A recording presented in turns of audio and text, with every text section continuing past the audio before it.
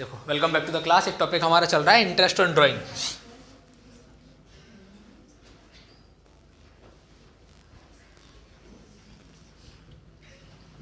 जिसे हिंदी में बोलते हैं आहरण पर ब्याज।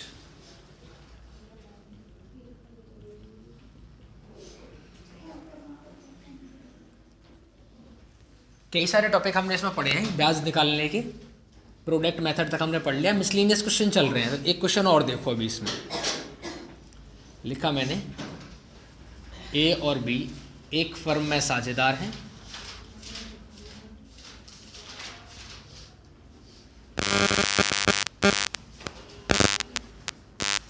फिर लिखा ए ने प्रत्येक तिमाही 1,000 रुपये का आहरण किया।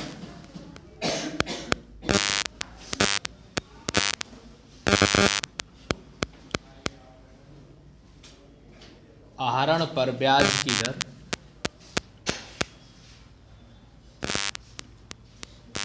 10% वार्षिक है।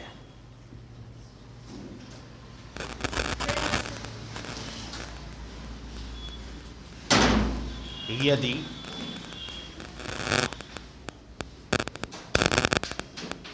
पुस्तकें 1 अप्रैल 2010 को प्रारंभ होकर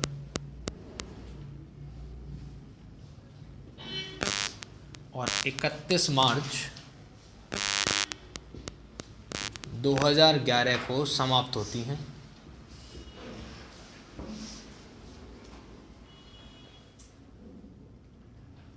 तो आहरण पर ब्याज की राशि बताओ।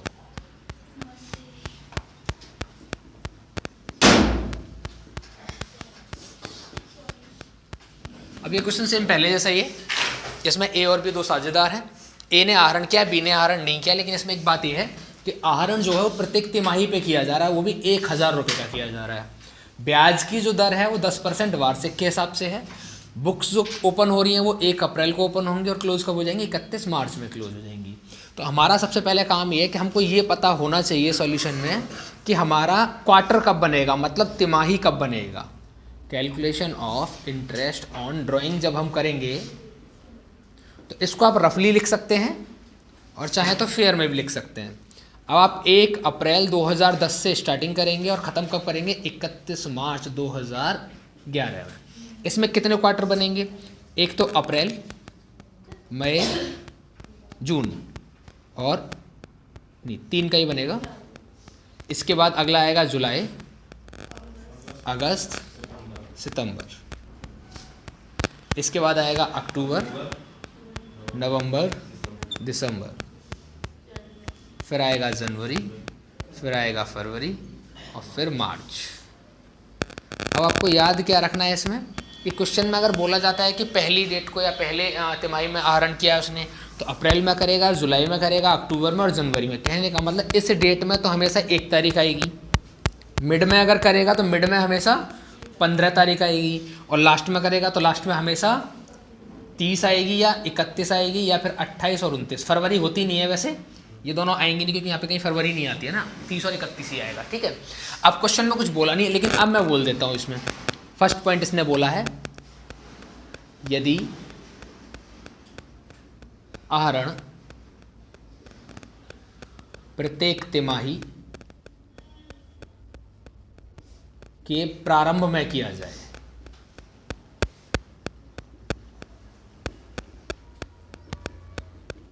एक दूसरा भी है इसमें, यदि आहरण प्रत्येक तिमाही के अंत में किया जाए। ठीक है, ये 2 वैल्यू बस हमारे पास है। अब इसका सॉल्यूशन कैसे कर पाएंगे? अब उसने बोला एक तो प्रारंभ, तो पहली कंडीशन तो आएगी 1 अप्रैल में करेगा, 1 जुलाई में करेगा, 1 अक्टूबर में और 1 जनवरी में करेगा। इसके बाद अंत में बोल रहा है तो इसका मतलब क्या है? 30 जून में करेगा, 30 या 31 सितंबर में, 30 या 31 दिसंबर में और 30 31 मार्च में, जो भी इसकी डेट रहेगी। समझ गए? चलो, 30 31 का कोई रोल नहीं है, बस आपको याद कर रखना है कि लास्ट है और फर्स्ट है या मिड है। अब देखो, अब कैलकुलेशन में क्या रहेगा, सबसे पहला हमारा काम यह है कि टोटल ड्राइंग निकालना काम है हमारा। टोटल ड्राइंग अमाउंट कैसे निकलेगी, वो 1000 रुपये एक बार में निकालेगा। पहली बारी कंडीशन सॉल्व कर रहा हूँ जिसमें कि फर्स्ट डेट में करेगा, तो एक बार यहाँ पे, 2 बार, 3 बार और 4 बार, टोटल मिला के 4 बार वो ड्राइंग करेगा। हर एक 3 महीने में एक बार करता है, इसका मतलब कितने रुपए हो जाएंगे उसके पास, 4000 रुपये। रेट की अगर बात करूँ तो रेट कितना चल रहा है, 10% वार्षिक, है ना।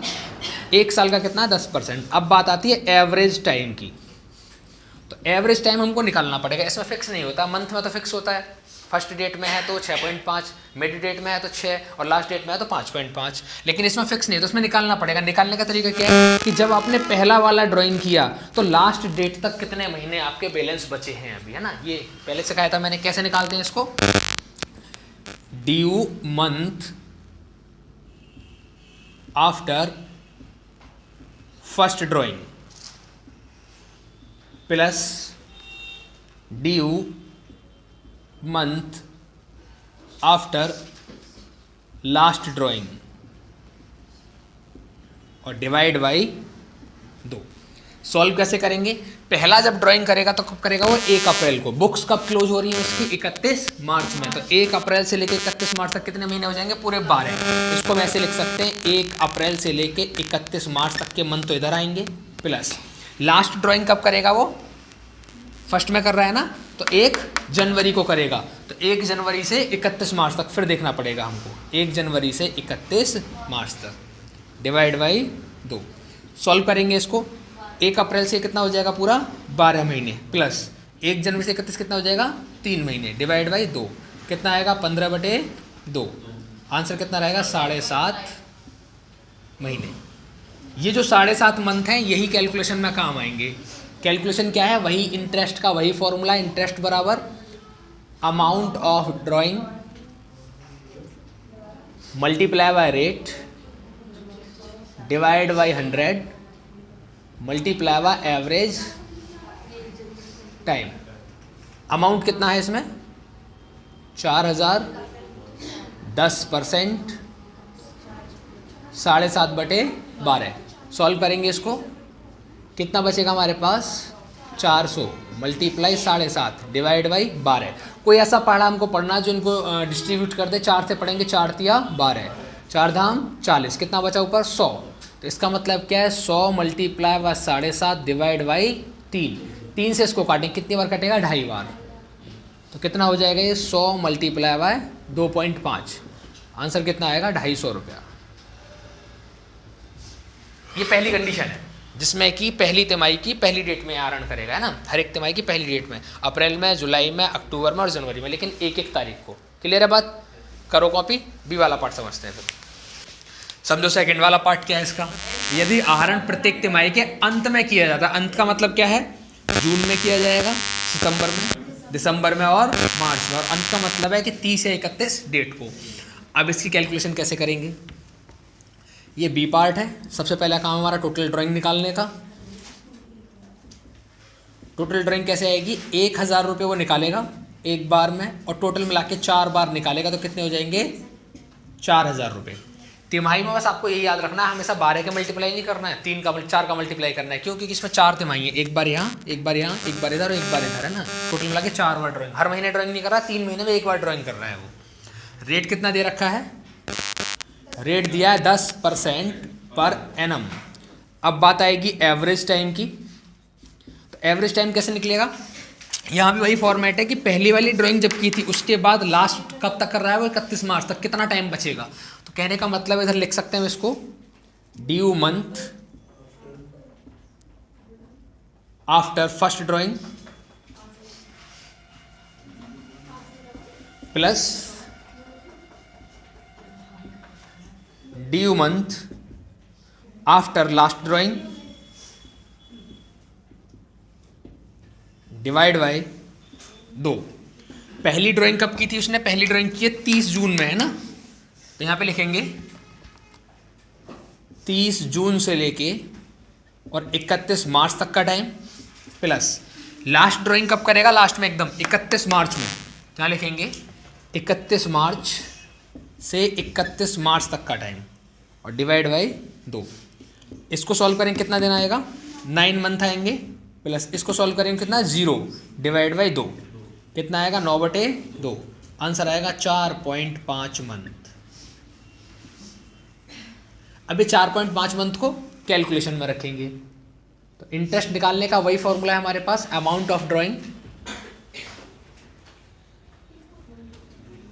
Multiply by rate divide by 100 और multiply by average time. Amount कितना है 4000, रेट कितना है 10% का और टाइम कितना आ गया 4.5/12। सॉल्व करेंगे, 0 से दोनों 0 कट हो जाएंगी, कितना बचेगा हमारे पास 400 मल्टीप्लाई 4.5 डिवाइड बाई 12। 12 को काटेंगे 4 से, 4 दिया 12, 4 से काटेंगे 4 एकम 4 कितना बचेगा 100। इसको सॉल्व करेंगे कितना आएगा 100 मल्टीप्लाई 4.5 डिवाइड बाई 3 से इसको काटना है 4.5 को। कैसे काटते हैं 4.5 को, ये 45 को काट दो पूरा तो कितने बार कटेगा 3 से, 3 एकम 3 कितना बचेगा 1, 5, 3 पंजे 15 कट गया ना पूरा। आंसर कितना आया 15। इसको कटने के बाद आता है 15, लेकिन यहाँ पॉइंट लगाया बिल्कुल बीच में तो इसके बीचों पॉइंट लगा दो ऐसे, तो कितना बचेगा ये 100 मल्टीप्लाई 1.5 कितना आंसर हो जाएगा इसका 150 रुपया। ये सेकंड सॉल्यूशन है इसका, समझ गए। कौन सा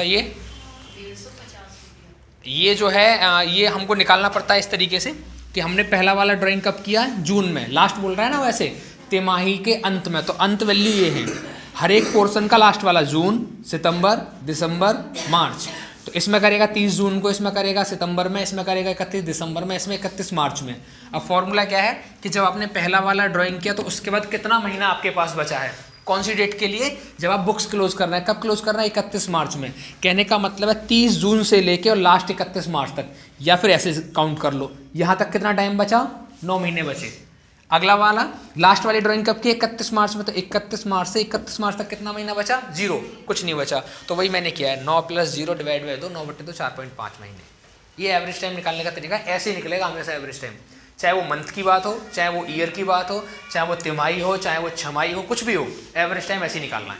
ठीक है, करो कॉपी। अब एक नया क्वेश्चन समझो।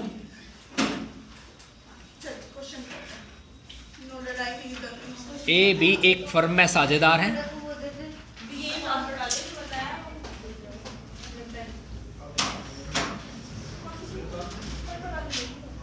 ए ने 400 रुपये प्रति माह आहरण किया।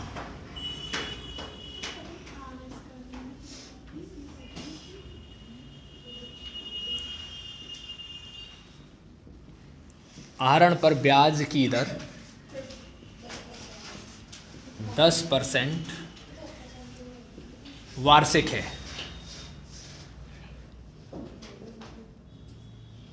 खाते बंद 31 दिसंबर को किए जाते हैं।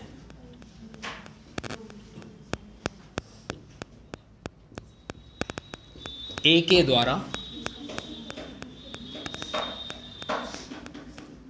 आहरण प्रत्येक माह की प्रथम तिथि को पहले 6 माह तक किया गया। आहरण पर ब्याज की राशि बताओ। ये क्वेश्चन देखने में सेम पहले जैसा है, लेकिन इसमें चेंज किया है। ए और बी दो साझेदार हैं। ए ने आहरण किया 400 रुपये प्रत्येक महीने कर रहा है, दर दे रखी है 10%। इसके बाद बुक्स क्लोज कर रहा है वो 31 दिसंबर में। यहाँ तक सब कुछ पहले जैसा है, ये बातें पहले ऐसी है। प्रत्येक माह की प्रथम तिथि को आहरण कर रहा है, ये बात हम पढ़ चुके हैं। जब भी माह की प्रथम तिथि होती है 6.5 महीने आते हैं, लेकिन इसमें एक नई बात यह है कि पहले 6 महीने तक आहरण किया है उसने।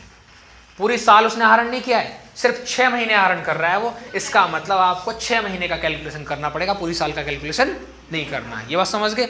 इसमें एवरेज टाइम हमको खुद से निकालना पड़ेगा, इसमें पहले से डिसाइडेड नहीं है। समझो कैसे करेंगे इसको सॉल्यूशन में। कैलकुलेशन ऑफ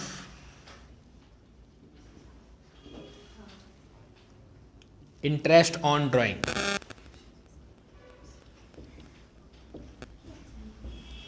सबसे पहला काम हमारा टोटल ड्राइंग निकालने का। तो टोटल ड्राइंग कितना निकालेगा वो? 400 रुपये एक महीने में निकालेगा, लेकिन इस बार 12 महीने नहीं है, 6 महीने तक आ रहा है बस। तो 6 का करेगा मल्टीप्लाई, कितने हो जाएंगे? 2400 रुपया। बात करेंगे रेट की, तो रेट कितना है? 10% पर एनम के हिसाब से लिखा है मैंने 10% इधर।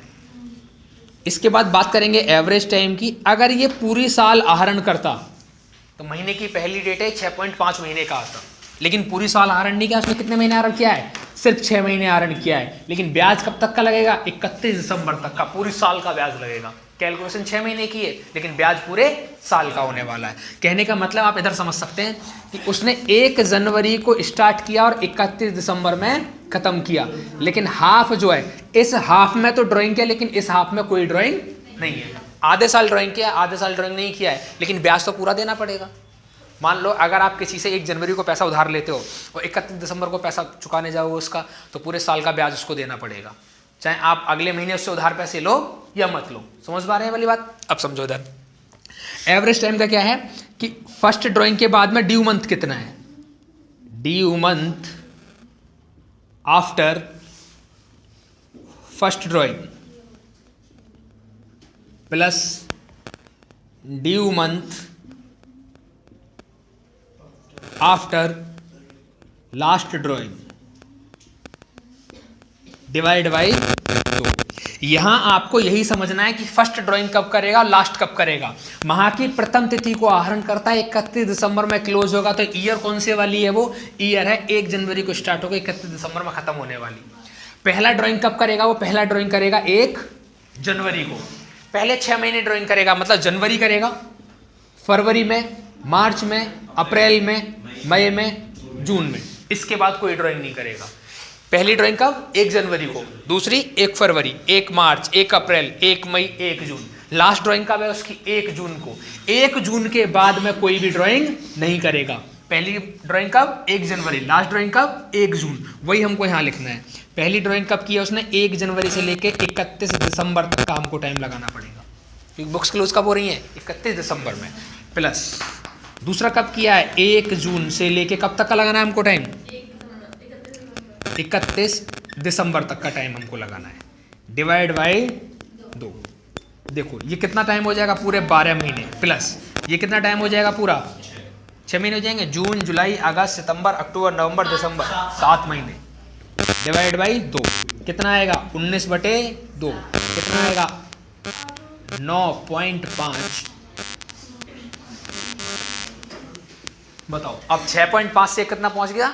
9.5। रीजन क्या है? कि पहले 6 महीने की ड्राइंग है, पूरी साल की ड्राइंग नहीं है। क्लियर है वाली बात? अब इसको कैलकुलेशन में रख दो, आंसर आ जाएगा।